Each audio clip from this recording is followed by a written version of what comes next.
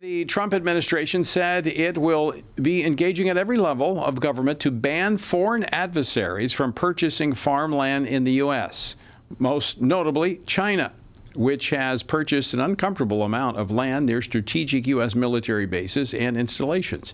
It will also do everything possible to claw back land that has already been purchased. Not surprisingly, China is not happy, but many here in the United States are. With me now to talk about this is Congressman Greg Murphy, who has been actively involved in legislative efforts to address concerns about China's purchase of U.S. lands. He represents the 3rd Congressional District of North Carolina. Dr. Murphy, welcome back to Washington Watch. Thanks for joining us. Thank you, Tony. Thank you for having me. And I know this is a topic you and I have talked about before on the program. This had to be music to your ears to hear the Department of Agriculture make this announcement. Well, it was, Tony. You know, I live in a very rural part of eastern North Carolina, and we have a lot of farmland around with us. And so having it secure, having this something that we treasure to make sure that foreign hands and foreign entities are not taking advantage of our goodwill is going to be critical, really, not only for so many things that we saw during the pandemic, but for national security also. Because a lot of this land that they've been purchasing happens to be around vital military installations. I mean, is that just coincidence?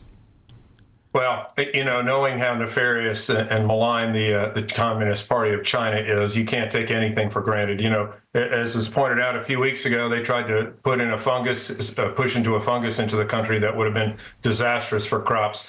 You know, I've said this many times, Tony, and I firmly believe it. I believe we are at war with China. It's not ballistically, but it's economically, it's agriculturally, it's via trade. It is every other way that China is trying to get into this nation somehow and gain a foothold. If they're able to, control our food supply, then all bets are off. This is what we need more than anything, food and energy, obviously. But it's great for the Trump administration to put the hammer down and not allow it, and actually try to reclaim some of the land that has been taken up by Chinese foreign nationals already. Dr. Murphy, you talked about the fungus that they tried to sneak into the country. I mean, when you consider, and you were on the program many times during the COVID pandemic, what that did to the world by releasing that virus there in China. I mean, if they were able to do something here and release it into our country that would destroy our crops or affect our food supply, I mean, this is what they have. I mean, given, as you said, the nefarious actions they've taken in the past, this is what I think we need to be protecting against. Absolutely. You know, there's one thing we live, as Lincoln said, we're only going to end up taking over ourselves because we're protected by 2 oceans. But if they're able to sneak in biological agents, we saw this with COVID. And, I don't think there's any doubt now in the scientific community, if there are a few quadrants that are still trying to say that this came out of nature, but everybody else believes it was made in that lab. Whether it was made, actually, there are a few people who think it was made in the U.S. and transported there. That's a whole different story, a different show. But it leaked in that lab. Was it done on purpose? I doubt it. But this just goes to show you how one small incident can lead to worldwide disaster. You bring in something that kills our crops, it's essentially Armageddon for us. We can't feed ourselves, much less the rest of the world. And we're talking about 45 million acres of American agriculture land that is being held by foreign entities. Now, when you look at collectively of all the agricultural land we have in this country, about 3.5% is of all privately held agricultural land is in the hands of foreign nationals. But when you look at the Communist Party of China, or I know they have these shell companies, so they have layers in between them, but we know who actually is behind it. Right. How much farmland does Americans own in China? Well, I'd love to say probably about 0, Tony. I don't know that for a fact, but I can't see that the Chinese Communist Party would allow us to own any land over there. And so having other countries, China actually doesn't own the most land, in my understanding. We have some other countries that own more land, but they don't want to see our destruction. So, no, I don't believe we own anything in China. I don't know that for a fact, but I don't see the Communist Party allowing us to do anything in their country. They don't even let their own people own the land, let alone let Americans own the land. Yeah. So what's this look like? I was interested in, and you made reference to this, the clawing back of the property already purchased. Again, a lot of this around strategic military installations. Sure. What does that process look like?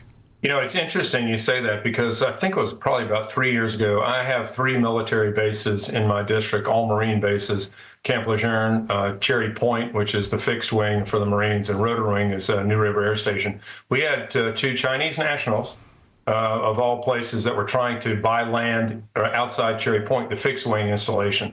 That got kiboshed very quickly, fortunately. But you don't know how much has gone on otherwise around strategic lands. And now that you don't need landing fields, you essentially need an acre of land or so to have a drone take off. It's an entirely different calculus. It's an entirely different game about how much damage they can do to this country. That's a really good point, considering what we've seen Ukraine do to Russia.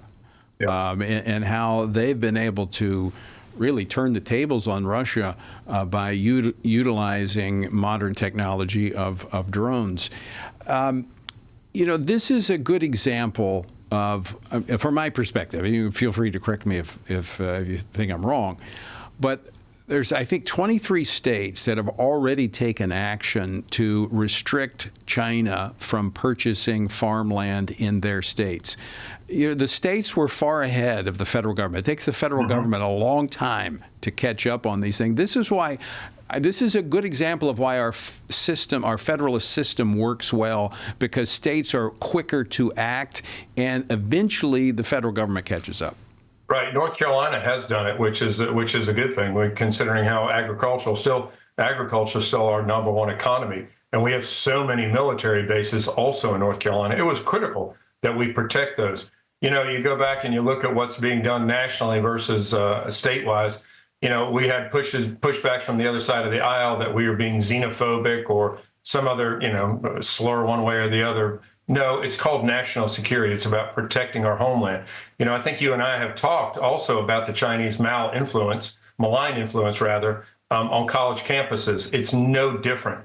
They are trying everything they can to get in on every sector of our society, be it at the educational system, the agricultural system, around our military, our security system, our economy. They're trying every way possible to destabilize this nation.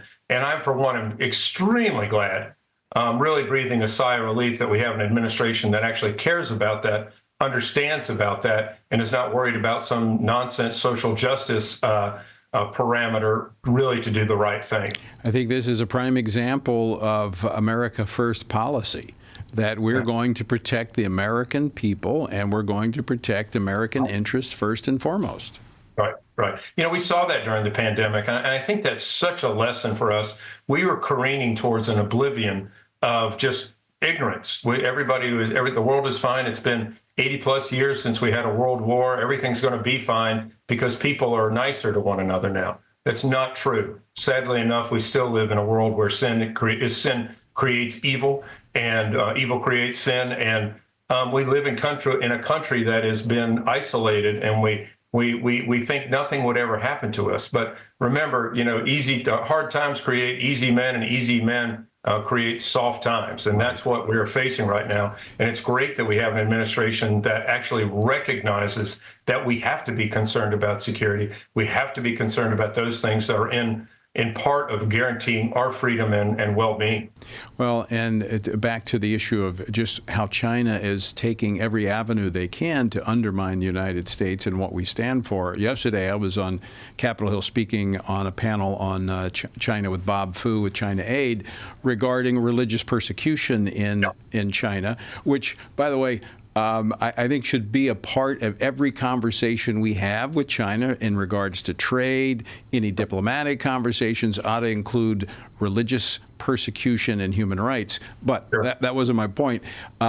Right after I left, there was a CCP kind of agent that disrupted the event and started an altercation with one of the panelists there. They are bold in our face. They are not hesitant at all to advocate for their intimidation tactics that they take toward Chinese nationals who have come legally to this country.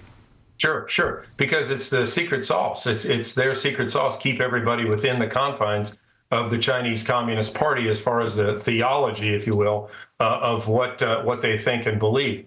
You try doing it for an American being over in China and disrupting something.